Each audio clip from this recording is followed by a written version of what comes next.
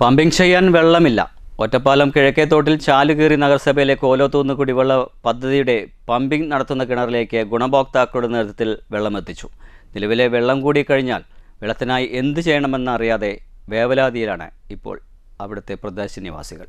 ഒരാഴ്ചയായി കിണറ്റിൽ വെള്ളമില്ലാത്ത അവസ്ഥയിൽ പമ്പിംഗ് നടത്താനാകാതെ ബുദ്ധിമുട്ടാൻ തുടങ്ങിയിട്ട് ഈ പദ്ധതിയെ ആശ്രയിച്ച് 100ഓളം കുടുംബങ്ങളാണുള്ളത്. കുന്നിൻ മുകളിലെ പ്രദേശമായതിനാൽ വാട്ടർ അതോറിറ്റിയുടെ വെള്ളം ലഭിക്കാറില്ല.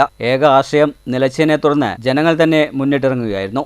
JCB ഉപയോഗിച്ച് കിഴക്കേത്തോട്ടിൽ ചാൽ കീറി കിണറിനടുത്തേക്ക് വെള്ളം എത്തിക്കുകയായിരുന്നു. ഏകദേശം 200 മീറ്ററോളം ചാൽ കീറിയാണ് വെള്ളം എത്തിച്ചത്. നിലവിൽ കുറച്ചു ദിവസത്തേക്ക് പമ്പിംഗ് നടത്താനുള്ള വെള്ളം മാത്രമാണുള്ളത്.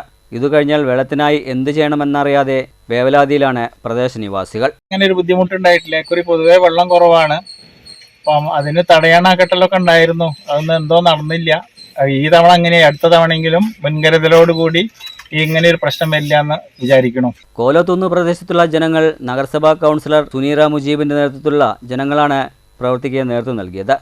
തോട്ടിൽ വെള്ളം സംഭരിച്ചു നിർത്താൻ സ്ഥിരമായുള്ള തടയണ അടുത്തു തന്നെ വരുമെന്നും പദ്ധതി പൂർത്തിയാകുന്നതോടെ കോലോത്തുകുന്ന് നിവാസികളുടെ കുടിവെള്ള പ്രശ്നത്തിന് ശാശ്വത പരിഹാരമാകുമെന്നും നഗരസഭാ കൗൺസിലർ സുനീറ മുജീബ് പറഞ്ഞു.